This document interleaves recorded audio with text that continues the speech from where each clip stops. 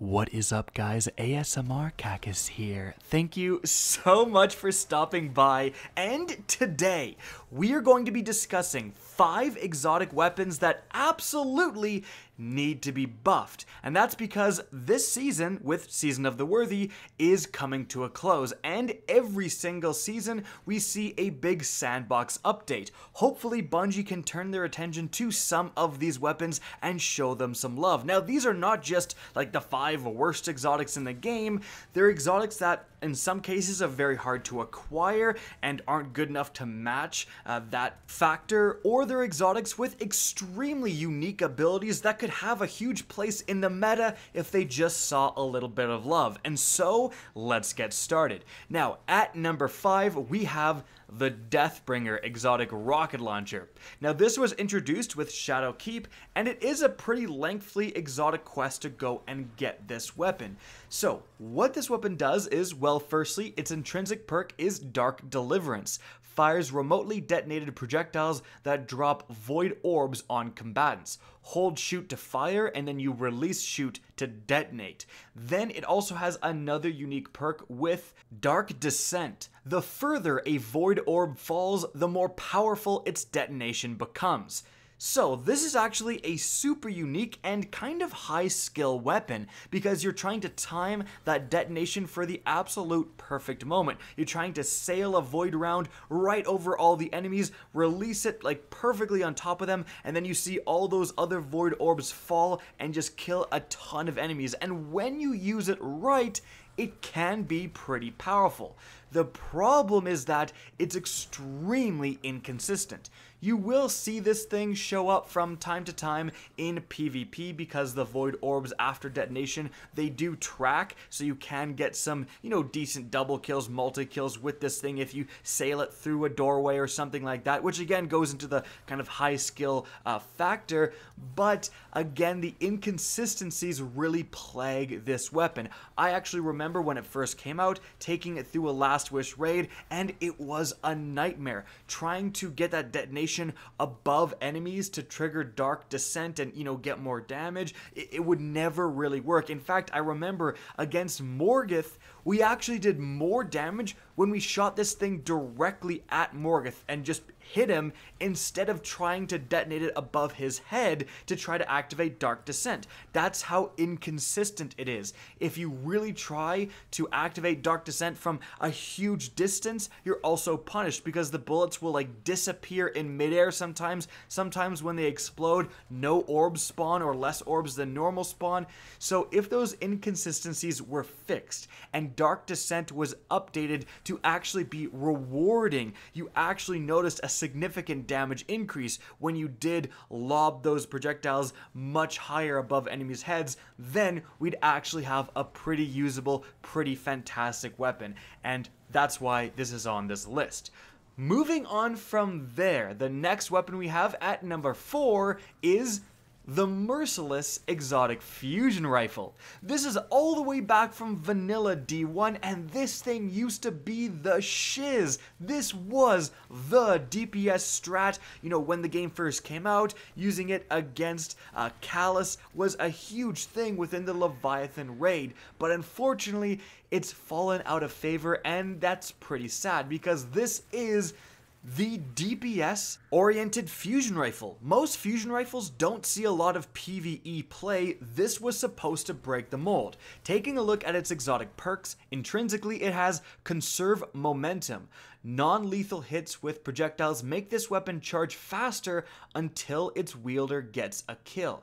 Then we have the other unique perk, Impetus. Reloading immediately after a kill increases weapon damage for a short time. So, like I said, fusion rifles in PvE aren't that popular, and it's just how they're designed. They're not able to put forth as much damage. If you have the Merciless, because it'll just charge faster and faster and faster, and by the end of its magazine you are putting forth a ton of DPS. You're able to challenge those challenging enemies, yellow bars and so on, that can really be a hindrance when you're using a normal fusion rifle. The Merciless is meant to take those guys out, and you can see me use them against nightmares, and it's actually pretty darn effective. However, there are a couple of problems with this weapon. If you accidentally kill a thrall when you're trying to kill that nightmare, it'll go back to charging incredibly slow. And that also means that while it's good taking out the more powerful enemies, it's not good taking out the normal enemies because your charge time is going to be ridiculous. And also, the perk Impetus, it's not very synergistic with this weapon at all. Now, it's actually better than you think because the Merciless has Feeding Frenzy as a hidden secret perk. Seriously, if you get a kill, you'll reload faster, and that works very well with Impetus, but it doesn't synergize very well with the whole firing faster and faster and faster if you don't get a kill. That would benefit 10 times more from having Vorpal Weapon as a secret hidden perk on this weapon. So you're kind of pulling this thing in two directions. I think it's better to specialize in one. But frankly, to buff the Merciless, all you would need to do is increase the darn damage, or replace Impetus with a perk that works better with this weapon. Don't let the one fusion rifle designed for good PvE play not see any PvE play, for goodness sakes. Moving on from there, our number 3 choice is the Teraba Exotic Submachine Gun. Now this is on the list because it's acquired from the Crown of Sorrows raid. That's right, it's a raid weapon. It's up there with things like the 1K Voices, the Anarchy, even the Legend of Acreus, heck, the Divinity. Those are some of the most powerful exotics in all of Destiny 2, and then you have the Teraba. This thing is seeing almost zero play, so partially that's because it's so difficult to get. It took me, personally, 21 raid completions to get the Teraba. It may take you 40, right? So it better be good. Well, unfortunately, it's got some problems. So taking a look at its perks intrinsically, it has Ravenous Beast. This weapon stores power when dealing or receiving damage. Once full, hold reload to unleash the beast. Then we've got Bottomless Appetite. Dealing continuous damage extends the duration of Ravenous Beast. Now here's the interesting thing. The whole Ravenous Beast plus Bottomless Appetite is actually a really powerful combo. You're going to see in the background gameplay, when I activate Ravenous Beast, I mow down enemies. Like even big yellow bars, this is just a primary weapon. It absolutely cranks out damage, and because of Bottomless Appetite, it's actually not even a bad weapon to use in the damage phase because you're dealing pretty much continuous damage, and that means that your Ravenous Beast is going to last ridiculously long. So what the heck is wrong with this weapon? Well, it's that using it is an absolute pain in the butt because Ravenous Beast works where you will build up a charge over time and then you reload and unleash it all, right? Well, if you're halfway through that build and you switch weapons, well, guess what? It's going away. You gotta start back at the very beginning. It does not store when you do anything. Heck, in the gameplay I captured, I think I take out my ghost to see if I can still summon my sparrow, and then I can't and I put it away. Just that action took away my Ravenous Beast charge. I had to start again with that. Stuff like that really kills the usability of this weapon, and it makes it very impractical to use because when you're playing Destiny 2, you want to be switching weapons all the time. If this is your primary weapon, you're likely running a sniper or a shotgun as your secondary, you're running something else as your power, but this weapon really punishes you for switching off of it. So you never want to take out your shotgun to kill that enemy close range. You never want to take out your power to deal with a more powerful enemy. You just try to keep using this thing all the time because if you're 3/4 charged with Ravenous Beast, you're going to lose it all. That is what they really need to change. Make it so that it keeps your charge no matter if you switch your weapon or whatever. And I think that would really increase its performance, and that's all it would need. And frankly, it really does need that because, again, this is a raid weapon. You're giving this out to some of the most dedicated players out there, people who are grinding Crown of Sorrow 3 times a week, every single week, and they should not get such a subpar weapon. The raid weapons absolutely need to be looked at as a little bit above everything else because they're so hard to acquire, and yeah, it needs a buff. Alright, moving on from there, we have our number 2 slot, and that is The Borealis exotic sniper rifle, again harkening back all the way to vanilla Destiny 2. So, the intrinsic perk for this weapon is the fundamentals. Holding reload changes this weapon's damage type, cycling between solar, arc, and void. Its other intrinsic trait is ionic return.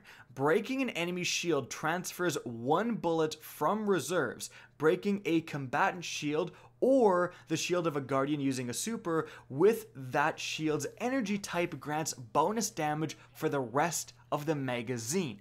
So, what you do with this weapon is, you switch it to solar, for example, you shoot a solar shield, and then you're going to get one round back into the magazine, so kind of like Genesis before Genesis was actually a perk in the game, and then you're also going to essentially double the damage of the rest of your magazine. And for a short time, using the Borealis was actually kind of a strat. If you can get that damage bonus for breaking a shield, it outputs a pretty significant amount of damage. It's actually quite powerful. But the problem is that, well, firstly, it's a sniper rifle, and sniper rifles just got nerfed to crap, so that's going to need to be undone, first and foremost. But the whole process of using this thing is very finicky, and it can go wrong and not reward you very easily. Now, the reason I also want to see this buffed is because of the whole shield breaking thing. This seems like it should be a perfect addition to your arsenal when you're running Nightfalls. Nightfalls are all about match game, and the new Grandmaster Nightfalls especially, having a weapon that can cycle between all of the different elements and break those shields in no problem should be a very powerful tool, but it's just not seeing play. And I think one of the reasons for that is the slow operation of the fundamentals, right? The fact that you have to slowly hold and reload, and if you want to get from one element to another one, you might have to cycle between a few different ones before you finally get on the one you want. Why not just have this thing do damage of all elements at the same time? Now, if you think that's overpowered, it kind of already does. You just have to cycle it to the right element and then shoot the shield. But just take out that process and just have it do all elemental damage, so it's always going to be busting a shield, and you don't have to sit there and reload it behind a rock before coming out and getting the right element. Like, I really don't see how that's a huge problem. It would make this thing a lot more smooth to use and easier to use, and I think that by itself would start to see this thing get a little bit more play and notice when it comes to especially Nightfalls. And to be honest, they could buff Ionic Return to return all rounds to the magazine from reserves. So if you only have, one round out of 5 and then you bust a shield, you get all 5 rounds back and you get a damage bonus. Again, that's going to impact PvE pretty significantly, but I don't think that's going to be necessarily incredibly overpowered, because you could simply have it not refund any ammo if it already had the damage bonus, right? You'd have to run out of those bonus damaging rounds and then reload, then it would start again. So you couldn't chain infinitely, but it would make it so that if you do bust a shield, you always have those 5 powerful rounds at your disposal, whereas right now, if you're using this weapon, you always try to be fully reloaded and then get the one shot on the shield, get that shot back, and then have 5 rounds. It just makes things a little bit easier. Alright, but in any event, it's time to move on to the number one thing that absolutely needs to get buffed, and that is all exotic primaries in PvE. Now, that's a little bit cheating that we don't have a certain weapon, but frankly, I was thinking about the things that need love, stuff like the Polaris Lance, stuff like the Skyburner's Oath, stuff like the Malfeasance, and it was just primary after primary after primary. Now, some, like the Suros Regime, do definitely see some play in, well, quite a lot of play in PvP. The Thorn as well. There's some powerful PvP options, but you almost never see people running primary exotics in PvE. Now, why is that? Well, it's kind of like saying, do you want to use the Sweet Business or do you want to use the Heir Apparent? One is way more powerful than the other, so you're tending to always pick those more powerful secondary and power options when it comes to exotics in PvE. But the one change that would completely shift that dynamic is allowing exotic primary weapons to equip seasonal mods.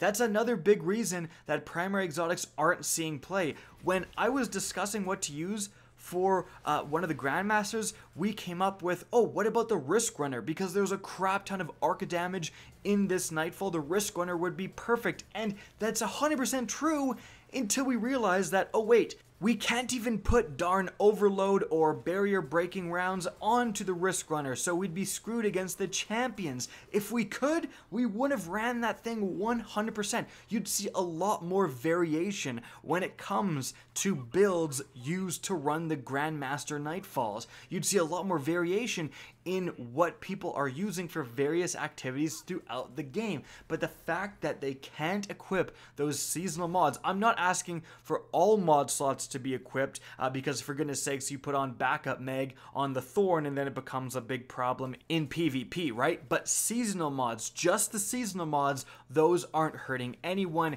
and I think that that definitely needs to be a change that is made, and that would help a lot of the exotic primaries see just a ridiculous amount more play. Guys, that's it for the video. I hope you enjoyed, found this informative, and if you did, please remember to help me out by simply rating and especially sharing this video. If you guys want to see more Destiny 2 content similar to that, don't be afraid to slap that subscribe button. If you want to get in touch with me and keep up to date with the latest channel activity, the best way is to follow me on Twitter at RickKackis. That's linked in the description down below. Again, I hope you enjoyed the video, and as always, have a good day.